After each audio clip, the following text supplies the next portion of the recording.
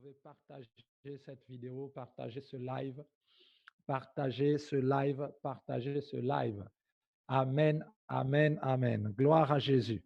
C'est un dimanche particulier, c'est un dimanche important, c'est un dimanche particulier, c'est un dimanche important, c'est un dimanche euh, charnière, c'est un dimanche nouveau, c'est un culte nouveau, pas comme d'habitude, parce que Dieu fait toutes choses nouvelles, il fait toutes choses nouvelles. Il renouvelle chaque matin sa bonté pour nous. Ce dimanche est un dimanche spécial. C'est pourquoi, pendant que tu es là, tu peux partager à tes voisins, partager à tes amis. C'est très important. Vous savez, l'Église n'est plus comme avant et l'Église ne sera plus jamais comme avant. Donc, nous rentrons dans une nouvelle phase, une nouvelle dispensation d'activité, non seulement dans l'Église, mais aussi dans le monde. Ayons l'habitude de partager. Vous voyez, lorsqu'on vient à l'Église, on s'assoit, on est concentré, on prie jusqu'à la fin du culte. Mais maintenant, ce n'est plus seulement nécessaire. Il est important aussi de pouvoir inviter les autres pendant le culte. Il est important d'inviter vos amis, vos frères, vos connaissances, parce qu'aujourd'hui, le culte ne se passe plus qu'à l'église, le culte se passe à la maison. Pour combien de temps, on ne sait, mais on croit que c'est pour peu de temps. Le temps que nous comprenions les leçons que le Seigneur veut nous dire et veut nous faire passer, veut nous inoculer, veut que nous puissions maîtriser. En attendant, nous savons que toute chose concourt au bien de ceux qui aiment Dieu, de ceux qui sont appelés selon ses desseins. C'est pourquoi, là où tu es dans ta maison, partage. Là où tu es assis, prends ton téléphone, partage et invite. Tag des personnes que tu sais ayant besoin d'écouter l'Évangile, ayant besoin d'être reconfortés ce matin.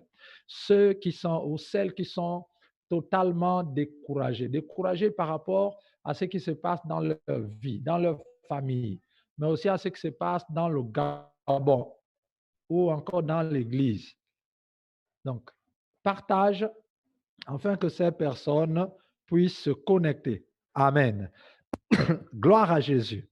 Alors, pendant que tu partages, j'aimerais t'encourager à dire que le Seigneur est présent. Et ce matin, nous allons voir en quelques minutes la parole de Dieu qui va nous encourager dans le livre d'Exode, le chapitre 14. Tout le chapitre 14, nous prendrons quelques versets, donc quelques morceaux choisis pour faire comprendre ce que le Seigneur veut nous faire comprendre, à moi le premier et à nous également. Et à nous tous, donc tous les membres de l'Église CIV, mais aussi tous ceux qui sont connectés en ce moment à travers le monde et à l'intérieur du pays. Que Dieu vous bénisse. Dieu veut nous fortifier ce matin afin que nous puissions garder le focus. Voyez, c'est très important. Nous sommes dans le livre d'Exode chapitre 14. Il s'agit de la traversée de la mer Rouge. Le verset 13, il nous dit, Moïse répondit au peuple, ne craignez rien, restez en place et regardez la délivrance que l'Éternel va accorder en ce jour, car les Égyptiens que vous voyez aujourd'hui, vous ne les verrez plus jamais. Car les Égyptiens que vous voyez aujourd'hui, vous ne les verrez plus jamais. Gloire à Jésus. Merci Seigneur pour ces moments. Alors, pendant que tu es en train de noter ou que vous êtes en train de noter ce titre ou encore cette orientation de message ou encore ce message, parce que c'est ce message, c'est ce verset qui est le message. Tout le reste, ce n'est que vraiment un développement de ce message. Mais voici ce que Dieu nous dit ce matin. Ne craignez rien, restez en place, regardez la délivrance que Dieu vous accorde en ce jour.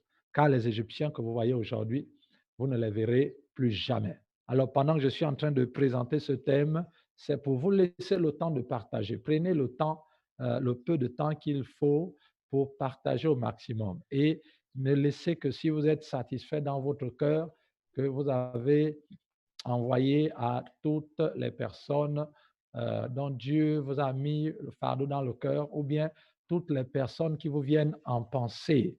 Voilà, partagez. Voilà pourquoi je laisse ce temps pour que tu puisses partager. Les Égyptiens que nous voyons aujourd'hui, nous ne les verrons plus jamais. Les Égyptiens que nous voyons aujourd'hui, nous ne les reverrons plus jamais. Les Égyptiens que tu vois aujourd'hui, tu ne les verras plus jamais. Les Égyptiens qu'il voit aujourd'hui, il ne les verra plus jamais. Les Égyptiens que nous voyons aujourd'hui, nous ne les verrons plus jamais. Les Égyptiens que vous voyez aujourd'hui, vous ne les verrez plus jamais. Les Égyptiens qu'ils voient aujourd'hui, ils ne les verront plus jamais. Que ce soit de la première personne jusqu'à la troisième personne du pluriel, ce verset, cette parole de Dieu à travers Moïse demeure une évidence et une réalité. Alors, peut-être que cette phrase va être conjuguée pour toi à la première personne du singulier, deuxième ou troisième personne, en fonction des besoins dans ta vie, dans ta famille, dans ton foyer, ou en fonction de la première, deuxième et troisième personne du pluriel. Et là, cela concerne l'Église tout entière, cela concerne la nation. Amen. Donc, que ce soit au niveau personnel ou au niveau individuel, que ce soit au niveau collectif, tant au niveau ecclésiastique qu'au niveau national, donc au niveau du peuple et de la nation, euh, ce verset est d'actualité selon ce que le Seigneur nous a dit. Gloire à Jésus. Merci de partager encore pendant que nous sommes en train de prier, que ceux qui sont sur Facebook, ceux qui sont sur YouTube partagent, parce que nous avons besoin d'être reconfortés ce matin. Nous avons besoin d'être reconfortés ce matin. Gloire à Jésus. Père, merci pour toutes les prières qui sont montées et tout ce que ton serviteur a dit tout à l'heure en priant pour ce message. Seigneur, je m'aligne, Seigneur, sur, Seigneur, ces prières et pour te dire merci. Merci pour ce temps de jeûne, d'action de grâce, Seigneur, où nous t'avons remercié pour tout ce que tu nous as dit la semaine écoulée. Et nous terminons aujourd'hui avec ces temps d'action de grâce. Et nous te disons merci parce que tu nous as donné l'orientation pendant, Seigneur, tout le temps où nous avons réécouté la parole de Dieu que tu nous as donnée, afin de ne pas être ballotté à tout vent, mais d'être, Seigneur, focalisé sur ce que tu as prévu pour nous cette année et à partir de ce moment. Nous te disons merci pour tout ce que tu es en train de faire. Et merci Seigneur parce que tu nous orientes et tu nous donnes la voie à suivre. Que ton nom soit béni, que ton nom soit glorifié. Au nom de Jésus, nous prions. Amen. Alléluia, gloire à Jésus. Merci Seigneur pour ces moments. Il s'agit d'une histoire. Cette histoire, c'est la délivrance ou encore d'un fait historique, qui est la délivrance du peuple d'Israël. La Bible dit que le peuple était en esclavage pendant plus de 430 ans. Dieu va susciter un sauveur appelé Moïse. Moïse va arriver en Égypte, qui était donc la toute puissante civilisation ou encore nation à leur époque, qui équivaut aujourd'hui aux États-Unis. Il va arriver et il va demander de libérer le peuple de Dieu, que Dieu l'a envoyé pour libérer le peuple de Dieu. OK. Et Moïse, il est seul, il n'a aucune armée, il n'a aucune arme, il n'a aucun groupe d'élite, il n'a aucun outil, il n'a rien qui puisse influencer l'Égypte. Et il n'a qu'un simple bâton habillé en berger. Donc, certainement, en arrivant en Égypte, certainement les habits sentaient les moutons et, ou encore les brebis. Et il arrive, il dit à son peuple, tiens, je suis venu vous libérer. Je suis venu vous libérer. Et tout le monde est étonné. Tout le monde voit la puissance de Pharaon. Le peuple qu'il vient libérer est en esclavage et est en train de construire des tours, des cités, des villes pour Pharaon. Donc, ce n'est même pas un peuple qu'on peut amener en rébellion ou encore plutôt en insurrection pour combattre. Il ne peut pas, le peuple est fatigué. Voyez?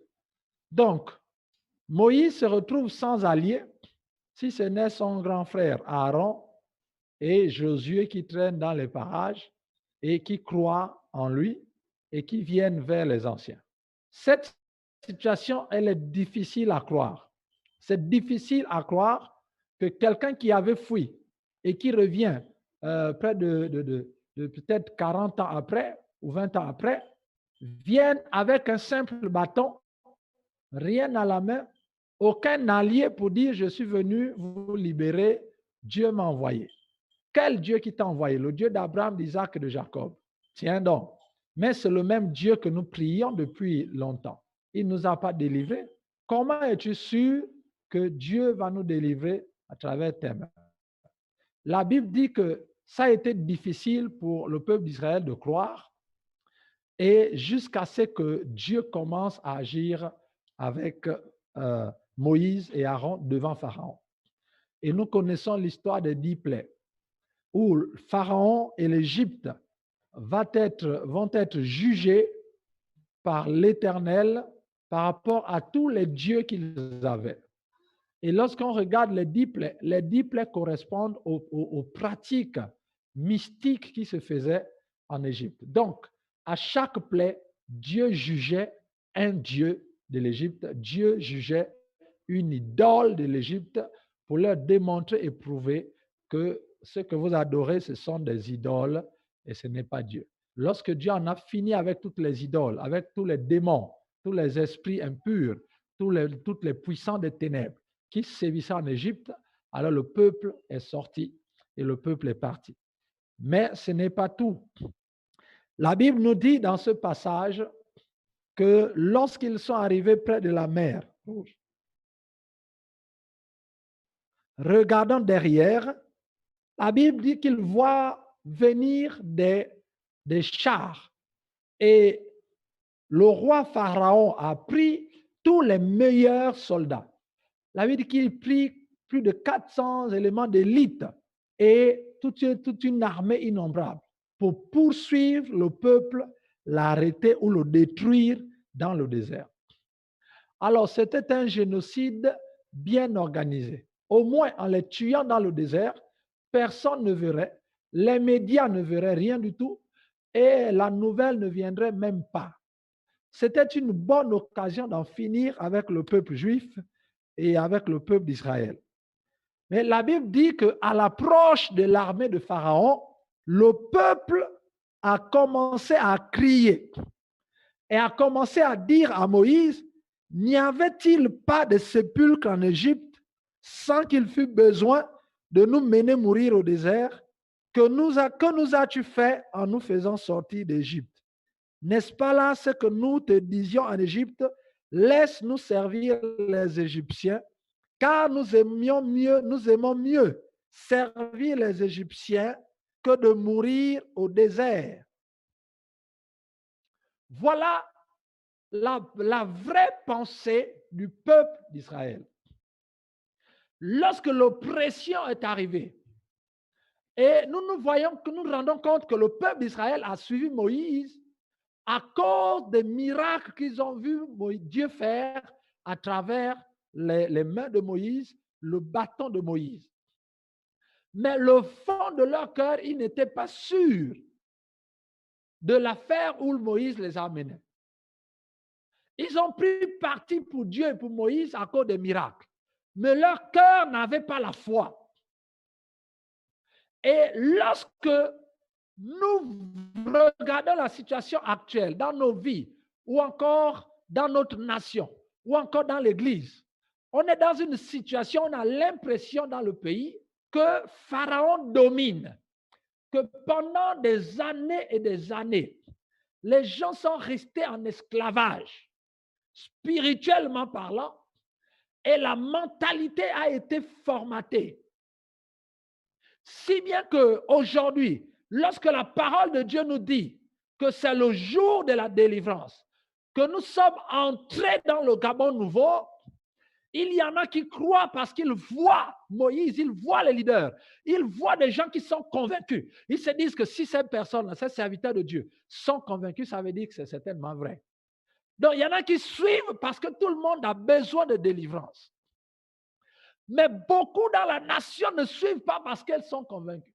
Même dans l'Église, beaucoup de personnes ne suivent pas le mouvement parce qu'ils ne sont pas convaincus. D'autres viennent à tatillon. Lorsqu'on dit que les chrétiens vont se retrouver, que les gens vont se retrouver pour lutter contre toutes les lois qui ne sont pas bonnes, qui amènent la dépravation dans le pays. Les gens se regardent, ils voient, ah oui, attendez, est-ce que les pasteurs sont devant? Est-ce qu'il y a les gens qui sont allés? Maintenant, lorsqu'on voit les gens prendre leur courage sur Internet ou aller déposer des recours, ils disent, ah tiens, ils sont allés déposer les recours, ils ont fait des lives sur Internet, on ne les a pas tués, donc allons-y derrière. Donc, il y a des gens qui se lèvent dans le mouvement pour dire, oui, nous allons lutter contre la dépénalisation, parce que, mais en réalité, c'est parce qu'il y a des gens devant. Ce n'est pas parce qu'elles-mêmes, si on les mettait devant, elles n'iraient pas. En fait, ce sont des gens qui avançaient masqués avec Moïse, c'est-à-dire qui allaient dans le mouvement parce qu'il y a la puissance, il y a la délivrance pour dire, Pharaon, tu as bien eu, la puissance de Dieu est là. Mais au fond, ces personnes n'étaient pas vraiment convaincues de quitter l'Égypte. Mais il va arriver un moment dans le désert que Dieu va endurcir le cœur de Pharaon. Parce que quand vous lisez tout le chapitre, Dieu va endurcir le cœur de Pharaon pour que Pharaon poursuive le peuple d'Israël. Comme aujourd'hui, il y a des jours, nous avons passé 100 jours de jeûne et prière pour la nation. Et nous pouvons vous assurer, je peux vous assurer que le 12 juillet, quelque chose s'est passé. Le nouveau Gabon est né. Le 12 juillet, à la fin de toutes ces choses, Dieu nous a dit que le nouveau Gabon est né. Voilà pourquoi nous vous disons, bienvenue dans le nouveau Gabon. Bienvenue dans le nouveau Gabon. Bienvenue dans le nouveau Gabon. Bienvenue dans le nouveau Gabon. Il y a un nouveau Gabon. Un nouveau Gabon est né ce mois de juillet. Un nouveau Gabon est né après le mois de juin. Un nouveau Gabon est né. Un nouveau Gabon est né. Dieu a parlé, c'est une réalité. Gloire à Dieu. Gloire à Dieu pour le nouveau Gabon. Merci Seigneur pour le nouveau Gabon. Alléluia. Un nouveau Gabon est né. Un nouveau Gabon est né. Gloire à Jésus. Un nouveau Gabon est né. Bienvenue dans le nouveau Gabon. Et lorsque les hommes de Dieu ont prêché, lorsque l'Église s'est levée, cela a donné du courage et les gens sont levés, les chrétiens sont levés pour dire cette fois-ci, vraiment, le Gabon est libre. Mais lorsqu'ils pensaient au Gabon libre, d'autres personnes pensent à changement de pouvoir, changement de gouvernement, changement de ceci, changement de cela. Tout ceci n'est que physique. Nous parlons du Gabon spirituel. Parce que tout est d'abord spirituel avant d'être physique. Tout est spirituel avant d'être physique. Et nous avons besoin de le réaliser, de regarder avec les yeux de l'esprit, de regarder avec les yeux de Dieu pour voir le Gabon avec les yeux de Dieu et non avec les yeux physiques. Beaucoup veulent voir physiquement les choses, mais vous ne pouvez pas voir physiquement les choses si spirituellement vous n'avez pas vu les choses. Parce que c'est en voyant ce qui est dans le spirituel que vous allez croire afin de ramener le spirituel dans le physique. Alléluia. Depuis le 12 juillet, un nouveau Gabon est né. Et les puissances des ténèbres ont été ébranlées. Comment je le sais? Dieu nous l'a dit par plusieurs révélations pendant ces 100 jours de jeûne et prière. Les puissances des ténèbres qui couvaient le Gabon ont été ébranlées. Le ciel du Gabon est libre. La seule difficulté aujourd'hui, c'est que le diable est rusé et il agit avec des leurres.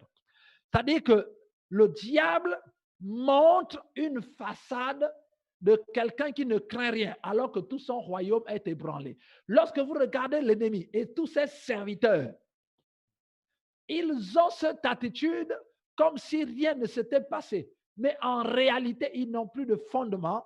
Satan n'a plus de fondement. Le royaume des ténèbres n'a plus de fondement. Le système vraiment de maillage mystique qui a été fait autour du Gabon à travers les esprits des eaux ont été brisés.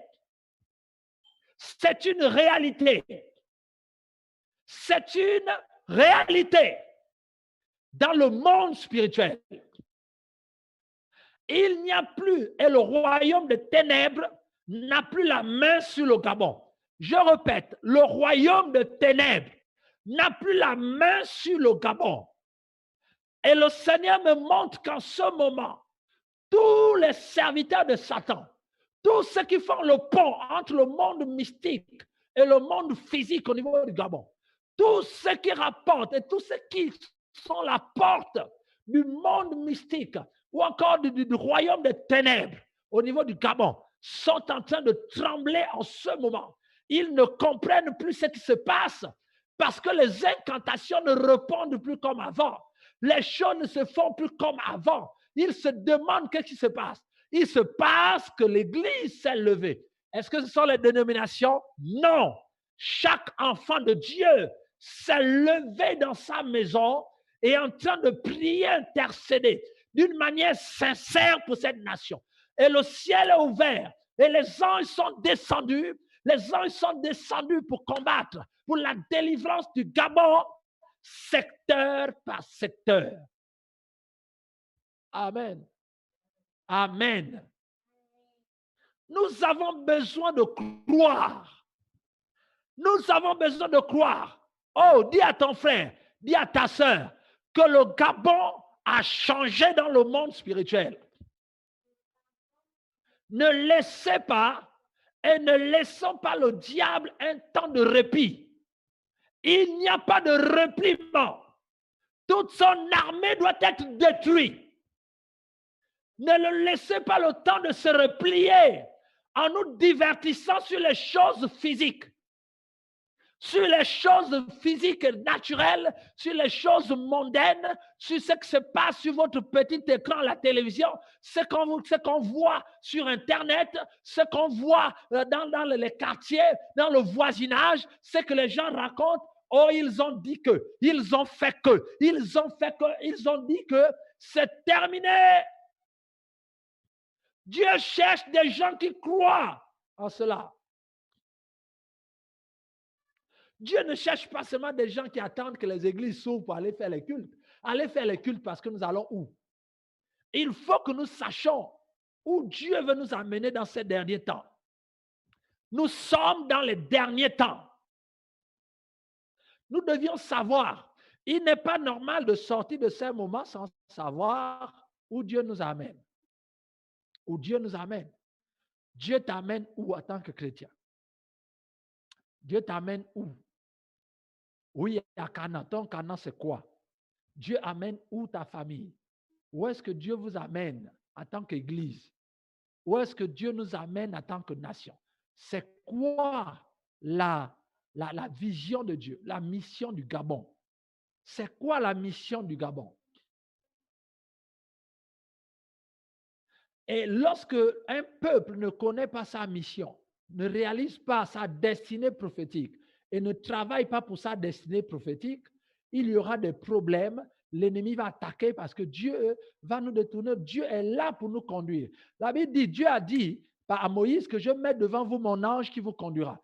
Comment voulez-vous que Dieu mette son esprit, son ange devant nous pour nous conduire si nous ne savons pas où nous allons? Voyez. En tant que nation, en tant qu'Église, en tant que personne, nous avons besoin de savoir. Et lorsque le peuple est sorti de l'Égypte, Il est sorti par une grande victoire. Par la Pâque, le sang de Jésus a coulé. Et le sang a été mis sur les linteaux. La Bible dit, ce jour, tous les premiers-nés de l'Égypte sont morts. Et le peuple a été libéré. Le peuple est sorti avec de grandes richesses, en poussant des cris de joie. Comme actuellement, nous voyons l'Église les dénominations, les chrétiens qui se réunissent, qui s'assemblent, qui s'unissent pour former un seul corps, pour agir. On dit, waouh, on n'a jamais vu ça au Gabon. Gloire à Dieu. Ça montre bien que le Seigneur est en train d'agir. Et nous sortons et nous partons. Mais la Bible dit qu'arrivé à la mer Rouge, quelque chose s'est passé. Pharaon est revenu en force avec son armée. Certainement, il y en a qui pensaient qu'après les 100 jours de jeûne et prière, ou après les temps de prière pour le Gabon, les choses devaient marcher. Les choses devaient aller comme on veut. Lorsqu'il y a eu les lois qui ont été changées, je rappelle qu'il n'y a pas que l'homosexualité, il y a aussi le fait de bâillonner les pasteurs qui ne doivent plus dénoncer ce qui n'est pas bien dans la nation, ce qui est fait par les gouvernants. Ces lois iniques, ça n'existe nulle part en Afrique ou dans le monde par rapport à ce que le peu que nous avons déjà lu, le peu de connaissances. Donc, ces lois doivent être abrogées. Mais regardez maintenant aujourd'hui ce qui se passe. Au début, tout le monde s'est levé, un tollé général, pour dire maintenant nous luttons, maintenant. Regardez aujourd'hui, une semaine, 2 semaines après, il n'y a plus beaucoup de gens qui se lèvent pour lutter contre la dépénalisation. Il n'y a plus beaucoup de gens qui se lèvent pour lutter contre la loi qui interdit aux pasteurs, qui met un mort sur les pasteurs, qui bâillonne les bouches des pasteurs et qui veut frapper les pasteurs ou les hommes de Dieu, l'Église, sur la bouche pour qu'ils ne disent plus, qu'ils ne dénoncent plus la vérité. Or, la Bible dit, notre ministère est basé sur la dénonciation de ce que nous trouvons injuste. C'est ce que la Bible dit. Si quelque chose est injuste, nous devions la dénoncer pour rétablir la vérité. Car l'Église est l'appui de la vérité. Amen. Donc, il est important pour nous de savoir. Mais aujourd'hui, il n'y a plus beaucoup de gens qui luttent là-dessus. On parle beaucoup plus maintenant de tout le monde. On attend l'ouverture des églises, on attend autre chose, on attend, on regarde le gouvernement, scrute, on commente. Nous ne sommes pas là pour commenter les choses. Nous sommes là pour faire les choses. Nous sommes là pour faire le Gabon dans le monde spirituel. Nous sommes là pour établir le Gabon dans le monde spirituel. Ce Gabon qui est né doit prendre forme. Ce Gabon qui est né doit prendre forme. Le Gabon doit prendre forme. Tel un enfant, il doit grandir. Tel Dieu créant l'homme et la femme a formé l'homme et la femme. Et comme les ossements desséchés, la chair doit revenir, les nerfs doivent revenir, tous ces éléments doivent revenir pour que le Gabon prenne forme et devienne une grande armée. Parce que Dieu a appelé le Gabon dans cette nation, dans ce continent, dans le monde, pour être une porte d'excellence, une porte de déclenchement du réveil en Afrique. Voilà pourquoi le diable s'acharne à détruire premièrement le Gabon. Mon frère, si tu es dans ce pays, Dieu ne t'a pas envoyé par hasard. C'est un pays béni, pas seulement des richesses naturelles. C'est un pays béni parce que Dieu a décidé dans sa souveraineté que le dernier réveil, que les derniers changements qui se feront en Afrique et donc qui toucheront le monde entier, partiront du Gabon. Le déclenchement, c'est le Gabon. La porte du ciel, c'est le Gabon. Le Bethel de l'Afrique, c'est le Gabon. Voilà pourquoi tu dois le savoir et te positionner. Il n'y a que nous ici à commencer à mener ce combat. Voilà pourquoi le diable s'acharne. Quand le diable veut amener la dépravation sexuelle en Afrique, il commence au Gabon. Pourquoi? Parce que le diable sait que spirituellement, le Gabon est la porte de l'Afrique. Et cette porte doit être gardée par les enfants de Dieu. Le temps où Satan régnait, cette porte est terminée. Nous refusons et nous n'accepterons jamais,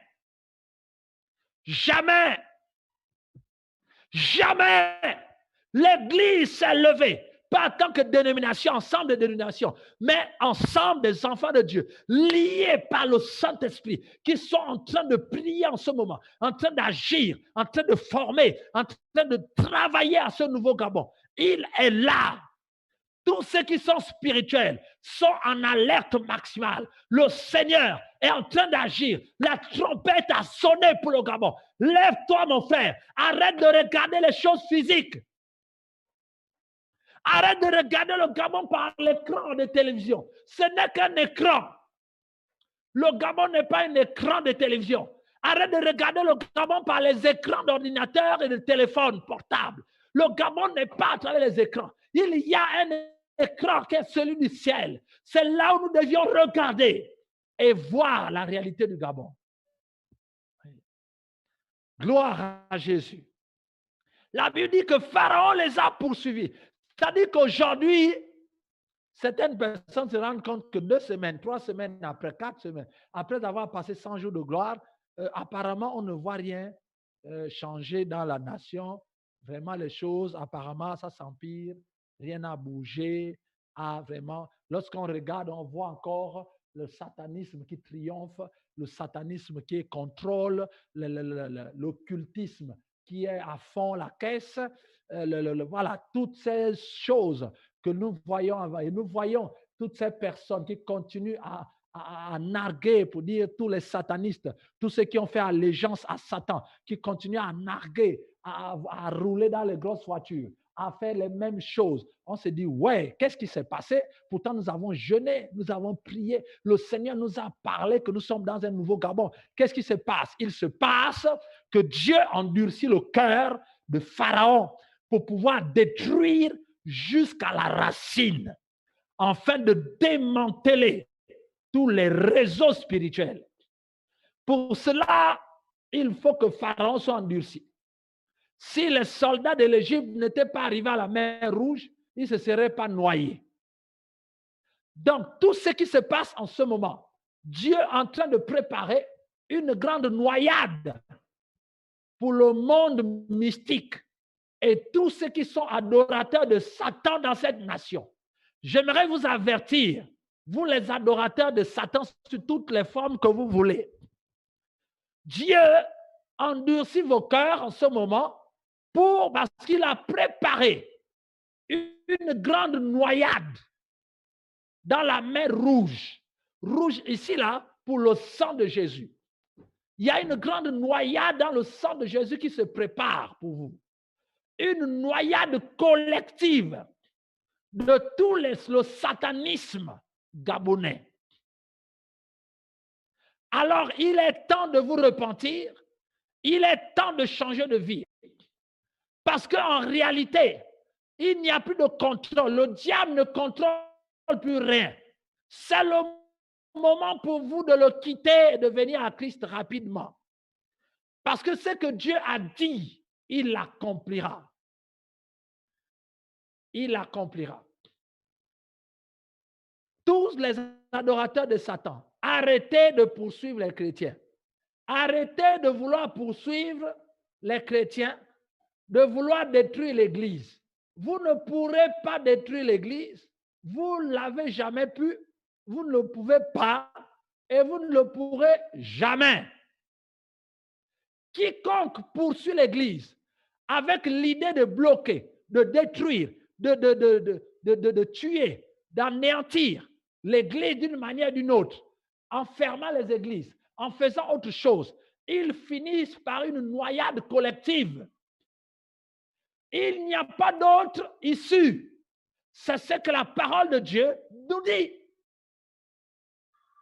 Arrêtez de sortir dans le monde astral pour essayer d'attaquer les pasteurs, les églises. Ça ne servira à rien. Vous êtes en train de vous précipiter dans la mer Rouge. Est-ce que quelqu'un peut me dire Amen? Il est important que nous puissions savoir. La Bible dit que le peuple, l'armée, l'élite de l'armée de Pharaon a été envoyée. Contre qui? Les bergers, les petits-enfants. Il envoie l'élite. Comme aujourd'hui, l'élite mondiale, l'élite dans le monde, l'élite du satanisme, de l'occultisme a été envoyée dans ce pays pour venir faire des incantations. Mais quelle que soit l'élite, vous n'êtes pas les premiers à avoir envoyé l'élite. Pharaon l'a fait aussi. Quelle que soit l'élite mystique, ça finira par la mer Rouge. Parce que Dieu a décidé que le Gabon nouveau prend place maintenant. À nous les chrétiens, il est important de comprendre que quel que soit ce qui arrive, Dieu est au contrôle. Ne te décourage pas, parce que lorsque tu regardes derrière toi, tu vois les Égyptiens. Ne te décourage pas, parce que lorsque tu regardes derrière toi, tu vois encore la malédiction familiale qui te poursuit. Tu vois encore les situations bizarres dans ta famille. Tu vois encore des choses qui ne marchent pas sur ton lieu de travail. Tu vois encore, tu as l'impression que ta vie est encore bloquée. Tu as l'impression que les prières que tu as faites pendant les 100 jours ou pendant la semaine dernière, c'est comme si cela tardait à venir. Tu as l'impression que tout ce que tu as fait, en fait, rien ne marche. C'est comme s'il y avait un plafond, Dieu ne t'a pas écouté. C'est comme si rien ne marchait. Et tu te demandes, mais qu'est-ce qui se passe? Pourtant, il y a eu des prophéties. Pourtant, Dieu a parlé. Oui. Pourquoi il y a encore des Égyptiens? Les Égyptiens sont là parce que Dieu veut en finir avec la sorcellerie de ta famille. Il veut les noyer tous. Donc, ne panique pas. Mais regardez, Dieu dit à Moïse, j'endurcirai, au verset 4, j'endurcirai le cœur de Pharaon et il les poursuivra. Mais Pharaon et toute son armée serviront à faire éclater ma gloire et les Égyptiens sauront que je suis l'Éternel et les enfants d'Israël firent ainsi.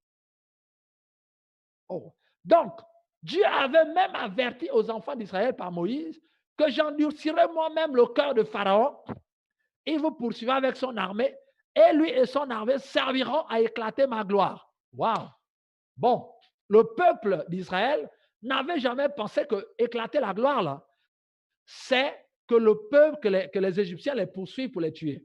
Ils se sont dit, waouh, si Dieu veut les endurcir, leur endurcir le cœur pour faire éclater sa gloire, certainement il va encore avoir d'autres plaies. Parce que vous voyez, pendant les 10 plaies, le peuple d'Israël n'a rien fait. Ils étaient seulement assis. C'est Dieu qui faisait tout. Mais ils pensaient que lorsque Dieu dit qu'il va faire éclater sa gloire, ce serait pareil. Et c'est ça le problème des chrétiens. C'est que nous voulons un Dieu qui agit. Nous nous sommes assis dans nos maisons enfermées avec le sang de Jésus sur les linteaux et puis on attend voir la délivrance. Ça s'est passé. Maintenant, nous sommes à la mer Rouge. À la mer Rouge, on n'est plus assis, on n'est plus enfermé. Dieu va travailler maintenant avec le peuple. Mais lorsque Dieu dit qu'il va faire éclater sa gloire, Dieu ne dit pas aux enfants d'Israël par quelle méthode, quelle est la méthodologie mise en place pour que Pharaon et son armée puissent faire éclater la gloire de Dieu. Non, le peuple pensait que Dieu devait tuer l'armée de Pharaon comme il a tué les premiers-nés. Voilà. Donc, c'était une affaire réglée. Chacun est pépère, chacun est peinard, chacun est tranquille dans sa petite foi et Dieu lui seul fait le travail dehors, comme il a fait en Égypte. Non, les choses ont changé. Lorsqu'on parle de la délivrance, il y a une part que tu dois mettre là-dedans. Voilà pourquoi dans la délivrance de ta famille, il y a une part, c'est-à-dire que tu as été libéré. Les puissants des ténèbres ont été ébranlés. Les premiers-nés de la sorcellerie qui géraient dans ta famille ont été brisés, ont été détruits. Tu es libre, tu vas maintenant vers ton Canaan, ta prospérité. Mais bizarrement, tu as l'impression qu'il y a encore des pressions, des oppressions, des réclamations de position, il y a encore des choses autour de toi. Tu te demandes, mais ces Égyptiens-là, on les avait déjà vaincus. Dieu avait dit que vous êtes libres lors de la Pâque. Oui. Mais Dieu permet qu'il y ait encore ces rêves que tu vois. Parce que Dieu veut en finir et les noyer une bonne fois pour toutes. Que quelqu'un me dise Amen. Là, vous êtes dans vos maisons et là, vous êtes chez vous. Et lorsque la pression va arriver, le peuple d'Israël n'avait jamais imaginé la pression. Eux, ils voulaient que Dieu intervienne avec Moïse. Eux, ils ne sont que bénéficiaires. Dieu détruit Pharaon et Dieu leur demande de partir. Ils marchent. Moïse se débrouille avec Dieu pour trouver le chemin. Eux, ils marchent seulement, ils arrivent jusqu'à destination. Ils s'asseyent et ils commencent à couler dans le lait et le miel. Ça, c'était la vision des Israélites. Maintenant qu'arrivé à la mer Rouge, ils se rendent compte qu'il y a un obstacle. Devant, il y a la mer. Derrière, il y a les Égyptiens. La réalité va ressortir. En fait, le fond de leur cœur va ressortir. Et comme la situation qui se passe en ce moment, peut-être dans ta famille, dans l'église ou encore dans la nation, sont là, toutes ces situations sont là, pas parce que l'ennemi est fort. Ce n'est pas parce que ne soit pas dans la confusion. Non, cela est présent pour que ce à quoi tu crois, ça se voit dans ta manière de réagir face aux événements qui se passent. Alors, qu'est-ce qui se passe? Le peuple va dire, nous, il fallait nous laisser mourir en Égypte. Il fallait nous laisser mourir en Égypte. Parce qu'au moins en Égypte, il y a un cimetière. Nous, on avait notre cimetière là-bas écrit cimetière des Juifs, cimetière des Israélites. On avait un endroit où nous enterrer. Bien clôturé et tout ça là, on devait être bien enterré. Comment tu nous amènes mourir dans le désert? Regardez l'espérance du peuple. Leur espérance, c'est avoir un bon cimetière. Mais quand tu es mort, que ce soit dans un cimetière, une tombe bien en marbre, ou que ce soit dans le désert, la différence est où? Regardez l'espérance du peuple que Dieu a délivré. Il aurait mieux valu nous laisser en Égypte, là où on peut mieux nous enterrer. Donc leur espérance était sur une belle mort. Wow! Alors que Dieu vient de délivrer le peuple. Il y avait dans un pays en Amérique du Sud, il y avait une secte là-bas qui s'appelait, en fait, le message de la secte, c'était tous ceux qui rentraient dans cette secte-là avaient une garantie d'une belle mort.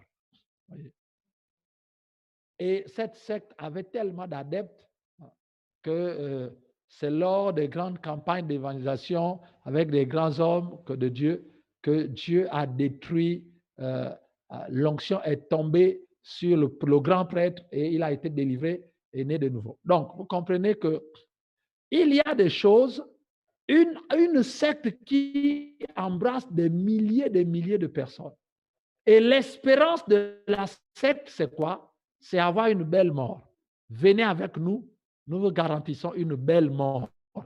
Et ils sont plus nombreux que ceux qui vont à l'église. Il y a un problème dans ce monde. L'espérance a changé. Les gens, le peuple dit, mais ils voulaient rester en Égypte pour avoir une belle mort. Au moins là-bas, on a le sépulcre. On peut bien nous enterrer.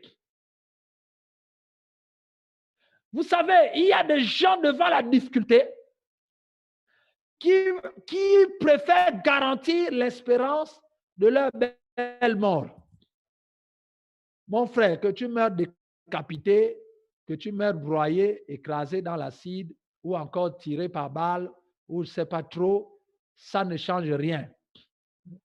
Et ça, c'est l'espérance du peuple. Aujourd'hui, le peuple a du mal à se lever, à avoir le courage, surtout les chrétiens, à affronter l'ennemi, parce que les gens ont peur de la mort.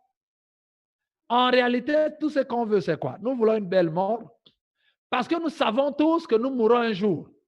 Mais je ne veux pas mourir bizarrement, non, moi je veux une belle mort. Ça, c'est l'espérance des chrétiens. Et c'est bizarre que même les chrétiens ont cette espérance d'une belle mort. La Bible dit que ce peuple espérait la belle mort et n'y avait-il pas de sépulcre et il cria à l'Éternel. La deuxième chose, c'est qu'ils disent, n'est-ce pas là ce que nous te disions en Égypte? Ah d'accord. Donc lorsque Moïse se battait contre Pharaon, il y avait le peuple qui disait à Moïse, laisse tomber, laisse tomber, laisse tomber. Pharaon est fort. C'est vrai que tu as ton bâton qui fait les miracles, mais laisse tomber, laisse tomber, laisse tomber. Voilà. Et c'est maintenant là que ça ressort. Que laisse-nous servir les Égyptiens, car nous aimons mieux servir les Égyptiens que de mourir au désert. Voyez-vous? Il y a des gens dans leur situation, dans leur famille, qui préfèrent servir le serpent noir de leur famille que de le combattre, de peur de mourir. Ils préfèrent ne rien faire pour ne pas mourir. Et ils disent ici, nous avions dit, laisse-nous servir les Égyptiens. En fait, il y a des gens, ils étaient tellement en esclavage qu'ils étaient habitués à l'esclavage. Ils disent même à Moïse, laisse-nous servir les Égyptiens. Regardez dans la nation. Vous trouverez des gens qui vont vous dire, laisse-nous servir les Égyptiens. Laisse-nous continuer à être satanistes. Laisse-nous ceci. Laisse-nous. Car nous aimons mieux servir les Égyptiens que de mourir au désert. Il y a même du sentiment là-dedans. C'est-à-dire qu'il y a des gens qui préfèrent être oppressés. Ils ont choisi l'esclavage que d'aller dans l'inconnu avec la parole de Dieu. Et en ce moment même dans l'Église, il y a des gens qui avancent parce que c'est tout le groupe. Mais dès que les oppressions, dès que l'obstacle va se présenter, va dire, ah, moi j'avais dit que vraiment, je pensais que ce n'était pas le moment de bousculer les choses parce que là maintenant, le Seigneur lui-même fera. Voyez, ce qu'ils ont dit à Moïse, c'est la même chose que nous disons aujourd'hui. Le Seigneur lui-même fera. Non, vous savez, prier seulement. Le Seigneur va nous délivrer. Ce n'est pas comme ça. C'est prions, etc. Toujours en train de mettre un peu de l'eau dans le vin, diluer, diaiser un peu. Non, nous avons besoin. Dieu a dit, laisse partir mon peuple. Dieu a dit que le Gabon est libre. Dieu a dit que ta famille est libre. Dieu a dit que ta vie est libre. Et je ne laisserai pas le désert m'intimider. Je ne laisserai pas l'armée de Pharaon qui me poursuit à m'intimider. Non, ils n'ont qu'envoyé tous les serpents qu'ils veulent pour te poursuivre dans les rêves. Toi, continue de marcher vers ta délivrance. Ils n'ont qu'à faire tout ce qu'ils veulent. Continue de marcher. Les obstacles seront devant toi. La mer rouge, mais Dieu dit, continue de marcher. Regardez le conseil que Dieu nous donne. Moïse répondit et dit au peuple, verset 13, ne craignez rien, restez en place et regardez la délivrance que l'Éternel va vous accorder en ce jour. 3 actions. Premièrement, Dieu nous encourage. Dans tout ce tumulte de confusion, on ne sait plus vraiment à quel sens se vouer. Qu'est-ce qu'il faut faire? Est-ce qu'il faut se lever? Est-ce qu'il faut continuer à prier? Est-ce qu'il faut jeûner encore 100 jours? Mais à quel niveau ma vie est? À quel niveau ma famille est? À quel niveau l'Église? Nous allons où en tant qu'Église? Nous sommes, le pays va où? Et nous sommes là dans cette espèce de flou. Dieu dit, première chose, ne craignez rien. Le problème aujourd'hui des chrétiens et encore des habitants du Gabon, c'est la crainte, c'est la peur. Dieu dit, ne craignez rien. Parce que si tu as peur, tu auras du mal à entendre Dieu et tu auras du mal à manifester la foi. La peur annule complètement la foi. La peur t'empêche d'avancer. Vous voyez, cela vous est déjà arrivé au moins une fois, d'avoir peur au point où tout le corps tremble. C'est-à-dire que vous n'arrivez plus à tenir debout. Parce que le corps perd ses moyens. À cause de l'extrême peur et la crainte qui nous envahit, et donc le stress augmente. La peur a pour effet de tétaniser les gens. La première chose que Dieu dit, quoi qu'il se passe dans cette nation, quoi qu'il se passe dans ta famille, quoi qu'il se passe dans l'église ou dans ta propre vie, la première réaction, le premier réflexe que Dieu veut inculquer à ses enfants que nous sommes, ne craignez rien. Si dans ce nouveau Gabon, si dans cette bataille de la traversée de la mer Rouge, vous craignez quelque chose, cela va vous arrêter. Ne craignez rien. Et je suis en train d'informer en ce moment qu'au niveau du Gabon, nous n'avons plus peur. Nous n'avons rien à craindre. Qu'au niveau mystique, vous n'avez plus rien à craindre. N'ayez plus peur d'un sorcier ou d'un grand-père apparemment qui a toute la famille entre ses mains. Il faut faire attention, etc. Le voisin, ceci, là, cela. Ils font des danses la nuit. N'ayez pas peur. Cette peur qui a mené l'ancien Gabon dans la déchéance que nous avons aujourd'hui. N'ayez pas peur. Osez croire à la délivrance. Parce que c'est une réalité. La peur et la crainte a changé de camp. Parce que l'Éternel, la Bible dit au verset 14, l'Éternel combattra pour vous et vous gardez le silence.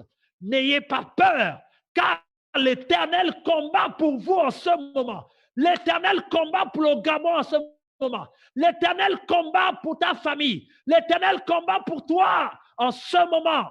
Que tout ce qui a été bloqué est en train d'être débloqué. L'Éternel est en train de faire sauter les verrous que l'ennemi a placés. N'ayez crainte, ne craignez rien. C'est la première attitude que Dieu veut que nous ayons. Tu as prié, le Seigneur t'a dit, tu es libre. Et à un moment donné, tu te revois encore dans des anciennes choses, où tu revois encore des choses qui montrent que le diable n'a pas vraiment lâché. Non, Dieu te dit, n'ayez crainte. Ne commence pas à chercher des voix prophétiques parce que Dieu a déjà parlé. Ne commence pas à être confus. Qu'est-ce qui se passe? Non. La première chose, Dieu dit, n'aie crainte. Ne crains rien. Ne crains rien. On menace de t'enlever du travail. On menace de te licencier. Oh, le licenciement dû à la crise sanitaire. Licenciement dû à la crise politique, économique. Vraiment, et tu es là en train de trembler. La première chose, n'ayez pas peur et ne craignez rien. Rien du tout. Ne craignez rien. La deuxième chose qui vient là-dessus, c'est de rester en place. Quelqu'un qui reste en place, c'est quelqu'un qui n'a pas peur et qui ne craint rien. Si tu crains quelque chose, tu ne peux pas rester en place. Il faut regarder quand quelqu'un craint quelque chose, il n'est pas en place. Il tourne sur sa chaise, vous lui posez des questions, qu'est-ce que tu as fait? Il est là, il tourne, il ronge les doigts, il fait ceci. Il ne reste pas en place. On dit fixe-moi, il n'arrive pas. Il ne reste pas en place. Il n'y a qu'à regarder lorsqu'on fait des délivrances. Les démons ne restent pas en place parce qu'ils sont dans la crainte, ils ont été démasqués. Et là, par le nom de Jésus, on va les chasser. Et ils sont en train de tourner, ils font tourner la personne, ils font tomber la personne, ça tourne, etc. Parce qu'ils ne peuvent pas rester en place à cause de la puissance de Dieu. Et donc, la Bible dit de rester en place. Ce n'est pas de fuir dans tout le désert. Oh, les Égyptiens sont là, fuyons. Non, tu vas fuir au devant, c'est la mer Rouge. Derrière, c'est les Égyptiens. Il n'y a aucun endroit où il faut fuir. La Bible dit, restez en place. Qu'est-ce que ça veut dire rester en place? Ça veut dire tenir sa place. Rester là où Dieu nous a posé. Et là où Dieu nous a posé, où? Dieu nous a mis dans la foi. Rester en place, c'est de continuer de croire à ce que Dieu a dit. C'est ça, rester en place. Rester en place, c'est quel que soit ce que je vois chaque matin au niveau du Gabon. Quel que soit ce que je vois chaque matin dans ma famille. Quel que soit ce que je vois chaque matin dans ma vie. Je reste en place. C'est-à-dire que je reste stable dans ma foi. Dieu m'a dit que je suis rentré dans le Nouveau Gabon, je suis rentré. Dieu m'a dit que ma famille est délivrée, ma famille est délivrée. Même si les gens continuent de mourir, même si les mariages ne marchent pas encore, même si dans le pays, il y a des choses qui ne fonctionnent pas, même si on a l'impression qu'on va de satanisme en satanisme, de corruption en corruption, devant des choses en choses que les choses n'avancent pas, ça ne me regarde pas. Je reste en place. Je reste en place. Dieu a dit que nous allons à Canaan. Dieu a dit que la nation est libre. Dieu a dit que je suis prospère. Dieu a dit qu'il va m'utiliser dans cette nation, dans ce nouveau Gabon. Dieu a dit que c'est lui le Dieu de l'élévation. Dieu a dit qu'il nous amène vers l'excellence. Ce pays sera l'excellence de l'Afrique. Voilà pourquoi qu'on mette des lois homosexuelles favorables à l'homosexualité ou pas, qu'on mette des lois, je reste en place. Je sais que Dieu a dit que le Gabon est la porte d'excellence. La mission du Gabon est de présenter l'excellence dans le monde. Les gens viendront au Gabon pour voir l'excellence spirituelle, économique, physique, intellectuelle, dans tous les domaines, social, etc. Alors, si telle est la mission pour le Gabon, l'homosexualité ne fait pas partie de l'excellence. Donc, ça partira. Voilà pourquoi nous ne nous décourageons pas. Parce que nous savons ce que Dieu a dit sur cette nation. Le diable met les choses pour essayer de nous détourner de la vision d'aller à Canaan. C'est comme si c'était des obstacles devant nous, la mer Rouge. Mais il dit, restez en place. Reste en place dans la foi. Reste en place dans ta foi. Ne chancelle pas. Ne doute pas un seul instant. Quoi que tu vois dans ton journal JT, de ta propre télévision que tu as acheté, reste en place. Quoi que tu vois sur les réseaux sociaux, par ton propre téléphone que tu as acheté, avec le crédit que toi-même tu as acheté, reste en place. Reste en place. Nous avons le choix, soit d'écouter le bruit des chars ou d'écouter la voix de Moïse, de ce que Dieu dit. Il dit, ne craignez pas. Si vous ne craignez rien dans cette nation, parce que vous êtes né dans cette nation, vous n'avez rien à craindre. Vous êtes dans cette nation, vous en faites Dieu dans cette nation. Vous n'avez rien à craindre. Vous êtes un enfant de Dieu dans votre famille. Vous n'avez rien à craindre. Vous êtes un enfant de Dieu dans l'entreprise où vous travaillez. Vous n'avez rien à craindre. Vous êtes un enfant de Dieu dans le quartier où vous êtes. Vous n'avez rien à craindre. Vous êtes un enfant de Dieu dans votre foyer. Vous n'avez rien à craindre. Rien. Ne laissez pas la crainte venir. Vous voyez, la crainte, elle vient de partout. Si vous craignez que votre mari vous trompe, pour vous les dames, vous n'aurez pas la force de croire que le Gabon est libre. C'est la même crainte. Si vous craignez que vous ne trouverez pas de travail, vous n'aurez pas la force de croire et de rester en place pour dire que le Gabon est sauvé. Si vous craignez de vous retrouver attaqué parce que vous avez prêché la bonne nouvelle et vous avez prêché l'évangile, alors vous n'arriverez jamais à croire que le pays est libre. Si vous craignez les maladies et vous craignez le coronavirus, vous aurez du mal à croire que le pays est libre et que nous sommes dans le nouveau Gabon. Voilà pourquoi Moïse commence à dire ne craignez rien. Une fois on ne craint rien, alors sur ça, on peut être en place. C'est-à-dire lorsque l'ennemi se lèvera comme un fleuve, l'Esprit de l'Éternel le mettra en fuite. J'avais vu dans le film, dans l'un des films, c'était une vision que quelqu'un avait eue. Dieu demandait à quelqu'un de passer sur un chemin. Et sur ce chemin-là, il y avait deux gros chiens aussi méchants qu'il n'a jamais vus. Et les chiens étaient enragés. Vous savez, lorsque les chiens sont tellement enragés, tellement en colère, tellement affamés, que même la salive dégouline de leur gueule. Les chiens étaient prêts à mort. Et Dieu lui dit, passe au milieu des chiens. Il y en avait deux. Et il a commencé à trembler pour dire, Seigneur, je ne peux pas, ils vont me dévorer. Dieu dit, passe au milieu. Il a pris son courage et il a commencé à marcher tout tremblotant et passer au milieu. Lorsqu'il est arrivé à la hauteur des chiens, les deux chiens se sont déchaînés, courent vers lui. Et lorsque les deux chiens sont arrivés de part et d'autre, pendant qu'il était là en train de dire, Seigneur, je suis fini, Seigneur, je suis fini, Seigneur, je suis fini, je suis fini. Les deux chiens sont arrivés et à l'approche de son corps, les deux chiens se sont arrêtés. Et entre les gueules des deux chiens, il restait juste un petit passage où ils pouvaient passer. Et quand il regarde à gauche et à droite, il voit que les deux chiens sont attachés. En fait, la longueur de la corde des deux chiens Vraiment, la longueur était calculée de telle sorte que quand les deux chiens ont parcouru toute la distance, il reste juste les 1 mètre du chemin qu'il doit passer. Donc, il passe, il y a une gueule du chien ici, une gueule d'un autre chien ici, mais il a un espace d'1 mètre où il passe au milieu des deux chiens. Les deux chiens veulent le dévorer, mais sauf qu'ils sont bloqués. C'est l'image de ce qui se passe dans le monde spirituel aujourd'hui.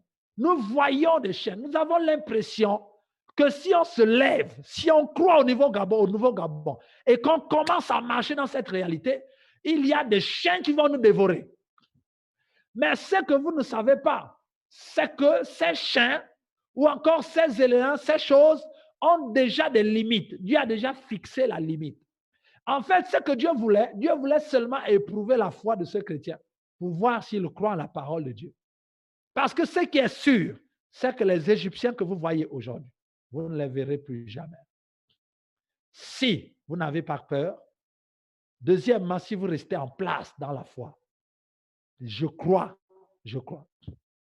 Troisièmement, si vous regardez la délivrance de l'Éternel qu'il offre aujourd'hui, chaque matin, nous devions avoir les yeux fixés sur l'Éternel pour voir la délivrance. Chaque matin, nous devions voir Dieu et nous devions voir la délivrance. La question que je te laisse avec, c'est que quand tu te réveilles le matin, où est-ce que tu regardes? Quelle est ta source d'information? Facebook, YouTube, WhatsApp, le bouche à oreille. Tu regardes La Nation, tu regardes les JT, tu regardes. Où est-ce que tu regardes? Il a dit, regardez la délivrance que l'Éternel va vous donner aujourd'hui. Il n'a pas dit, regardez les Égyptiens qui sont en train de venir vous tuer. Non. Il a dit plutôt, quand vous voyez les Égyptiens là, le nuage de poussière que vous voyez là, regardez plutôt la délivrance que Dieu vous offre aujourd'hui. Parce qu'au-delà de tout ce qui se fait en ce moment, où on a l'impression que ça ne marche pas, il y a une délivrance qui s'opère dans le monde spirituel. Au lieu de regarder aux choses charnelles, regarde plutôt à la délivrance. Plus les chars approchent, plus tu dis merci Seigneur pour la délivrance que tu me donnes aujourd'hui. Plus le pays se déprave, plus tu dis merci Seigneur pour la délivrance. Parce qu'ils sont en train d'aller vers la délivrance. La Bible dit que le méchant court vers la fosse. Ne l'arrêtez pas. Tous ceux qui courent dans cette nation avec méchanceté courent vers la fosse. Ne les arrêtez pas. Ils vont courir vers la fosse. Ils courent vers la délivrance. Donc, ne s'agit pas, n'envoyez pas de messages WhatsApp. Oh, voilà, parce qu'ils ont dit que, ils ont encore fait. On a encore dit que, tel a dit que, tel a dit que, tel a vu, tel a fait. Ah, vraiment, prions encore. Vraiment, non, reste en place. Dis à ton voisin, reste en place. Et regarde la délivrance de l'Éternel. Regarde la délivrance de l'Éternel. Premièrement, ne craignez rien. Deuxièmement, restez en place dans la foi, inébranlable, et proclamons les choses qui sont conformes à ce que Dieu nous a dit. Refusons ce qui ne vient pas de Dieu. Le diable veut nous forcer la main pour nous faire croire ce qui se voit dans la société. Non, reste en place et regarde plutôt la délivrance. Parce que dans tout ce qui se fait au Gabon en ce moment, nous allons inéluctablement vers la délivrance physique, vers la délivrance économique, vers la délivrance politique, vers la délivrance spirituelle, vers la délivrance familiale, vers la délivrance financière, vers la délivrance par rapport à la coopération aux puissances étrangères qui veulent gérer notre nation. Nous allons vers la délivrance parce que Dieu a parlé. C'est le temps pour le Gabon. C'est pourquoi, si nous ne craignons rien, si nous gardons la foi, et si nous regardons à la délivrance que Dieu offre dans cette nation, dans ma vie, dans ma famille, la Bible nous dit que les Égyptiens que vous voyez aujourd'hui, vous ne les verrez plus jamais. Il n'y a qu'à ces conditions qu'on peut dire qu'on ne verra plus les Égyptiens. Mais si nous avons peur, si notre foi est chancelante en fonction des événements et des circonstances, et si nous ne regardons pas la délivrance de Dieu à travers tout ce désordre, tout ce qui se fait dans la nation, les Égyptiens ne partiront pas.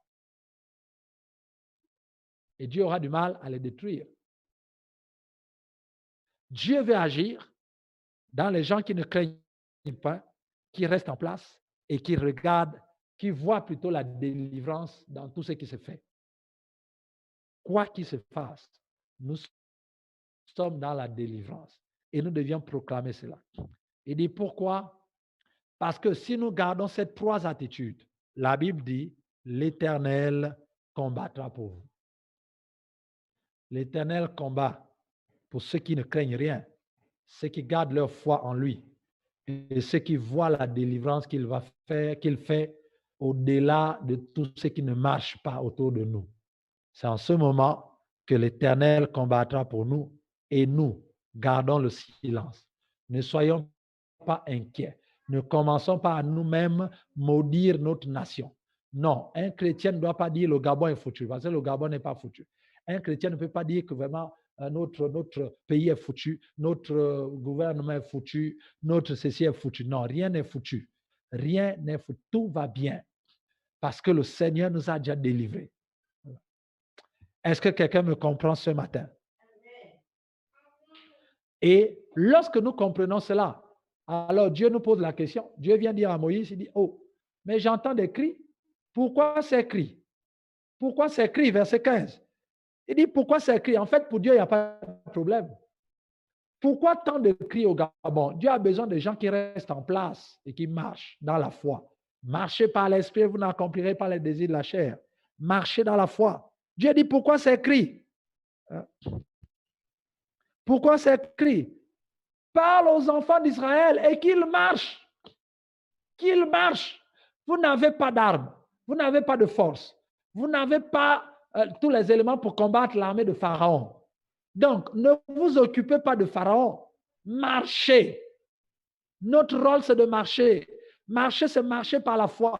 C'est marcher par l'esprit. Notre rôle au niveau du Gabon, c'est de marcher. C'est-à-dire d'amener le peuple de Dieu dans la foi, d'amener tout le Gabon à croire que le nouveau Gabon est arrivé et de marcher dans la foi.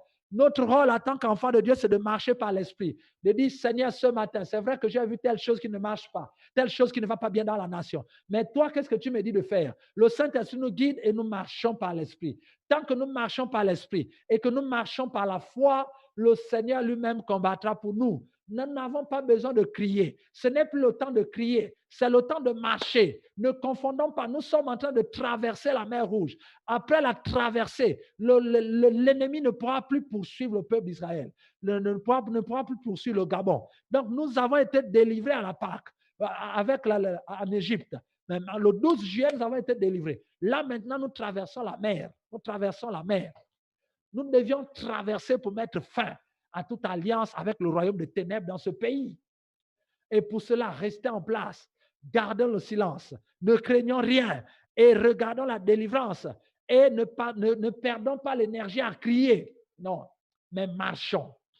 Marchons vers l'obstacle. Marchons vers les obstacles. Parce que la mer Rouge est un obstacle. Dieu dit marcher. Mais le peuple demande à Moïse, Dieu nous demande de marcher. Eh bien, vers la mer, marcher. Il y a des obstacles devant toi. Tu te dis, oh, est-ce que ça va réussir?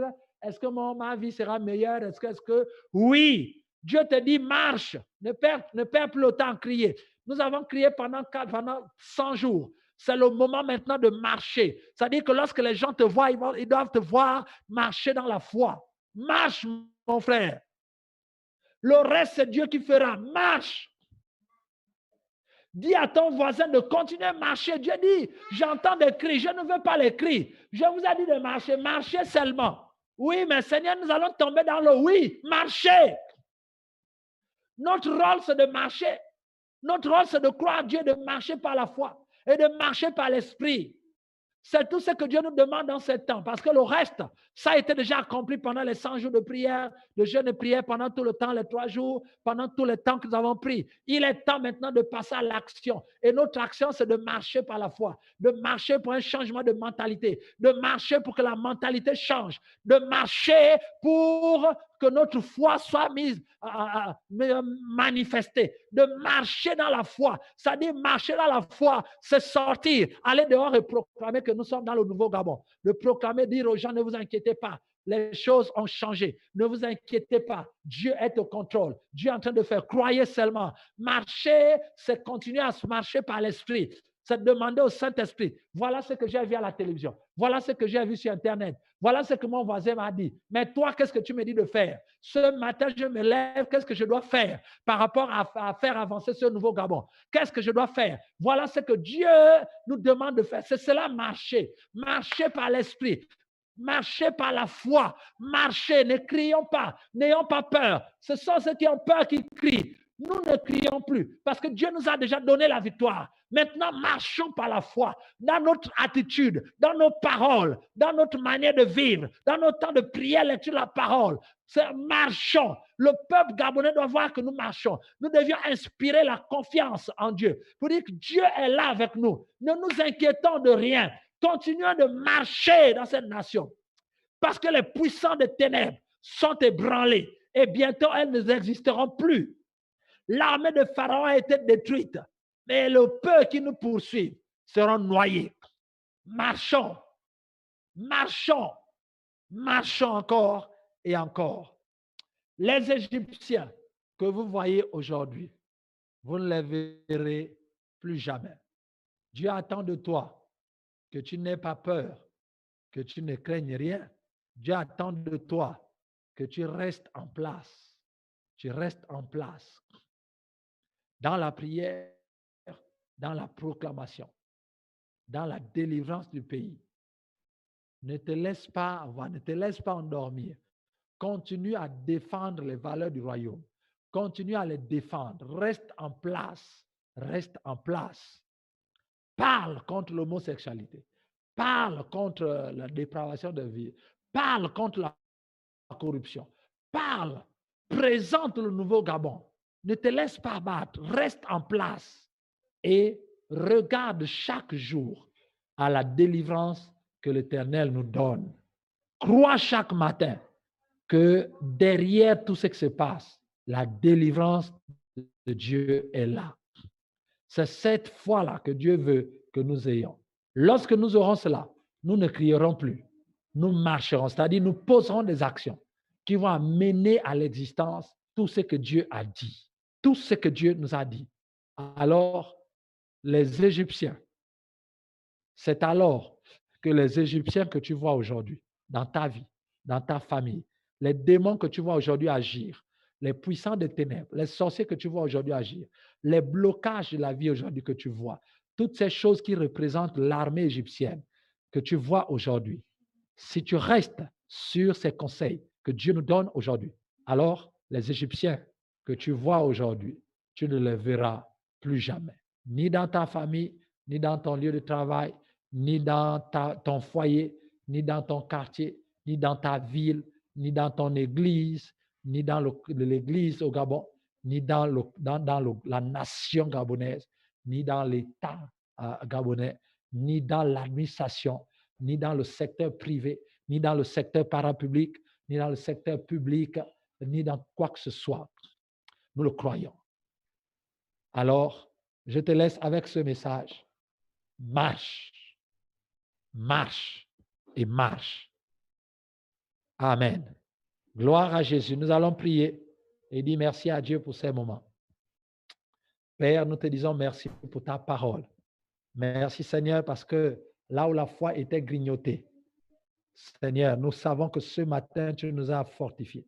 Tu nous as reconfortés.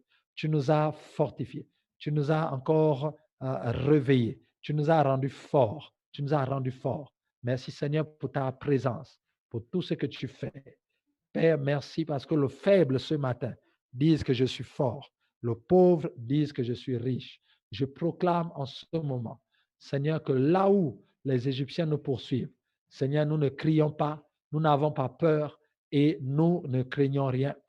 Nous restons en place dans notre foi et nous voyons la délivrance de l'Éternel au-delà de tout ce nuage de confusion qui se passe par toutes les crises que le Gabon traverse, toutes les crises que les familles gabonaises traversent, toutes les crises que l'Église au Gabon traverse.